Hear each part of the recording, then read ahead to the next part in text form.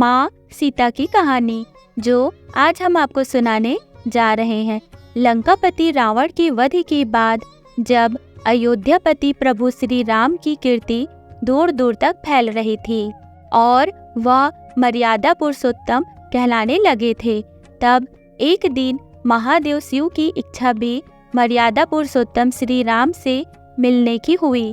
पार्वती जी को संग लेकर महादेव कैलाश पर्वत से उतरकर अयोध्या नगरी के रास्ते पर चल पड़े। भगवान शिव और माँ पार्वती को अयोध्या आया देखकर श्री सीताराम जी बहुत खुश हुए। माता जानकी ने उनका उचित आदर सत्कार किया और स्वयं भोजन बनाने के लिए रसोई में चली गई। इस बीच में भगवान शिव ने श्री राम जी से पूछा, आपके सेवक हनुमान जी दिखाई नहीं पड़ रहे हैं। श्री राम बोले, वे बगीचे में हैं।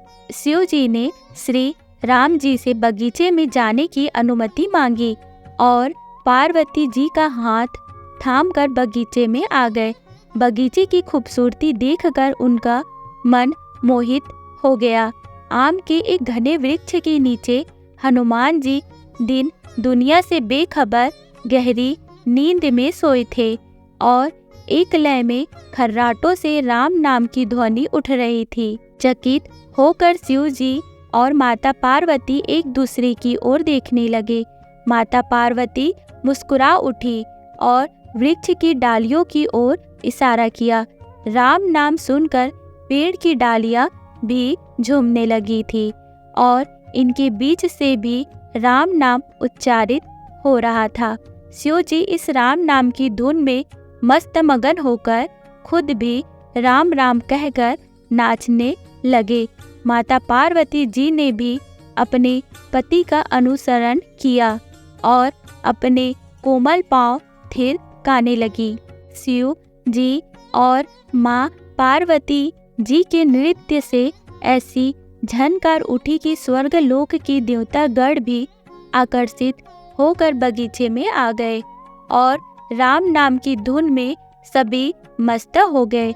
माता जानकी भोजन तैयार करके प्रतीक्षारत थी, परंतु संध्या घिरने तक भी अतिथि नहीं पधारे। तब अपने देवर लक्ष्मण जी को बगीचे में भेजा।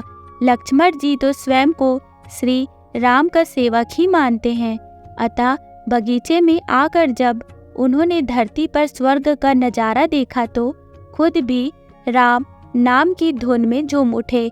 महल में माता जानकी परेशान हो रही थी कि अभी तक भोजन ग्रहण करने कोई भी क्यों नहीं आया। उन्होंने श्री राम जी से कहा, भोजन ठंडा हो रहा है, चलिए हम ही जाकर बगीचे में से सभी को ले आए। जब सीता राम जी बगीचे में गए तो वहाँ राम नाम की धूम मची हुई थी। हनुमान जी गहरी नींद में सोए हुए थे और उनके खर्राटों से अभी तक राम नाम निकल रहा था। श्री सिया राम भाव विह्वल हो उठे। राम जी ने हनुमान जी को नींद से जगाया और प्रेम से उनकी तरफ निहारने लगे। हनुमान जी प्रभु को आया देख शीघ्रता से उठ खड़े हुए। नृत्य का समा भंग हो गया। शिव जी खुले कंठ से हनुमान जी की राम भक्ति की सराहना करने लगे। हनुमान जी संकुचाए लेकिन मन ही मन खुश हो रहे थे। श्री सिया राम ने भोजन करने का आग्रह भगवान शिव जी से किया। सभी लोग महल में भोजन करने के लिए चल पड़े। माता जानकी भोजन परोसने लगी। हनुमान जी को भी श्री राम जी ने पंक्ति में बैठने का आदेश दिया। हनुमान जी बैठ तो गए, परंतु आदत ऐसी थी कि राम जी के भोजन करने के उपरांत ही सभी लोग भोजन करते थे। आज श्री राम जी के आदेश से पहले भोजन करना पड़ रहा था। माता जानकी हनुमान जी को भोजन परोसती जा रही थी, पर हनुमान जी का पेट ही नहीं भर रहा था। सीता माता जी कुछ समय तक तो उन्हें भोजन परोसती रही, फिर समझ गई इस तरह से तो हनुमान जी का पेट नहीं भरेगा। उन्होंने तुलसी के एक पत्ते पर राम नाम लिखा और भोजन के साथ हनुमान जी को परोस दिया। तुलसी पत्र खाते ही हनुमान जी को संतुष्टि मिली और वह भोजन खाकर उठ खड़े हुए।